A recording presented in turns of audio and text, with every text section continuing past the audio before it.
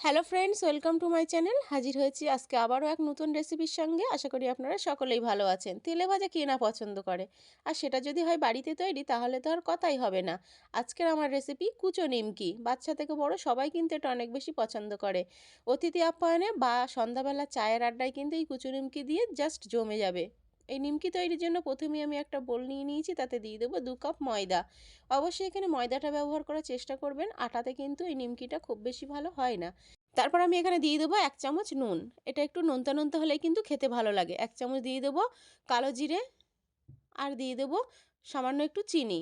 অবশ্যই কালো জিরেটা দেওয়ার চেষ্টা করবেন, এতে দেখতে অনেক ভালো লাগে। তারপর আমি এখানে দিয়ে দেবো সাদা তেল। সাদা তেলের পরিমাণটা আমি এখানে 4 চামচ ব্যবহার করেছি, আর দিয়ে দেবো 1 চামচ ঘি।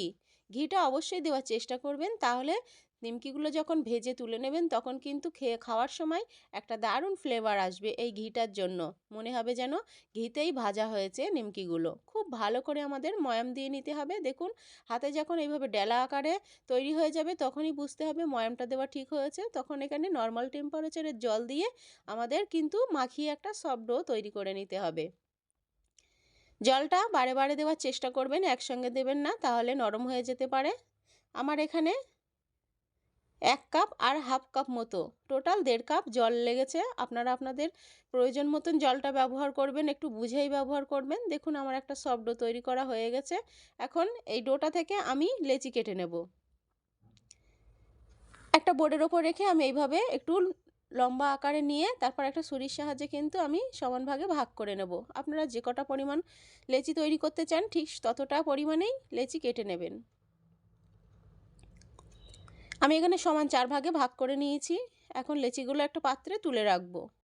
সব লেচিগুলো আমি একটা পাত্রের মধ্যে তুলে নিচ্ছি।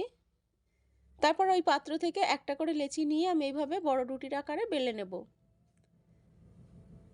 রুটিটা তৈরির সময় এখানে হালকা একটু ময়দা ব্যবহার করবেন, খুব বেশি ময়দা ব্যবহার করবেন না, তাহলে নিমকিগুলো ভাজার সময় ময়দাটা তেলে পড়ে তেলটা অনেক বেশি কালো হয়ে যাবে। আমি এখানে একটা বড় রুটির আকারে তৈরি করে নেব। বেলে নেওয়ার সময় খেয়াল রাখতে হবে, একদম পাতলাও করা যাবে না, আবার মোটাও করা যাবে না। দেখেই বুঝতে পারছেন কতটা পাতলা আমি করেছি। তারপর একটা ছুরি দিয়ে এভাবে আমি কেটে নেব। এটা যেহেতু কুচো নিমকি, সেজন্য একটু সরু সরু আকারে কিন্তু কেটে নিতে হবে। আশা করি কাজটা দেখেই বুঝতে পারছেন আমি কাজটা কিভাবে করছি। তারপর এইভাবে অপর সাইড দিয়েও কিন্তু আমাদের ছুরি দিয়ে আবারও কেটে নিতে হবে। কাজটা কিন্তু একদমই সহজ। আপনারা একটু মনোযোগ সহকারে দেখলেই কিন্তু এটা ইজিলি বাড়িতে তৈরি করে নিতে পারবেন। আশা করি আপনারা দেখেই বুঝতে পারছেন কাজটা কতটা সোজা। তারপর দেখুন, আমি একটা তুলে দেখিয়ে দিচ্ছি। এইভাবে আপনারা এরকম আকার চলে আসবে। আশা করি দেখেই বুঝতে পারছেন। এখন এগুলো আমি একটা পাত্রের মধ্যে তুলে নেব। এভাবে একটা ছুরির সাহায্যে কিন্তু আপনারা এভাবেও তুলে নিতে পারেন। এগুলো একদমই নিচে লেগে যাবে না। দেখুন, আমি এভাবে একটা পাত্রের মধ্যে তুলে নিচ্ছি। এখন ভেজে নেওয়ার পালা। গ্যাসে পর্যাপ্ত পরিমাণে আগে থেকেই তেল গরম করে নিয়েছি। এখন এগুলো সরাসরি আমি তেলের মধ্যে দিয়ে ভেজে নেব। তেলের মধ্যে দেওয়ার 2-1 সেকেন্ডের মধ্যেই আপনারা দেখবেন এগুলো আস্তে আস্তে তেলের উপরে ভেসে উঠছে, মানে এগুলো ফুলে উঠছে। এই নিমকিগুলো খুব বেশি ফুলকো ফুলকো হয়। এটা অনেক বেশি মুচমুচে হয় খেতে। অবশ্যই বাড়িতে একবার ট্রাই করবেন। ট্রাই না করলে কিন্তু আপনারাও একদমই বুঝতে পারবেন না। এখানে গ্যাসের ফ্লেমটা অবশ্যই মিডিয়াম টু হাইতে রাখবেন, একদম লোতে রাখতে যাবেন না, তাহলে কিন্তু নিমকিগুলো ফুলবে না। নাড়াচাড়াটা বন্ধ করা যাবে না, প্রথম থেকে শেষ পর্যন্ত কিন্তু এইভাবে নাড়াচাড়াটা আমাদের করে যেতে হবে।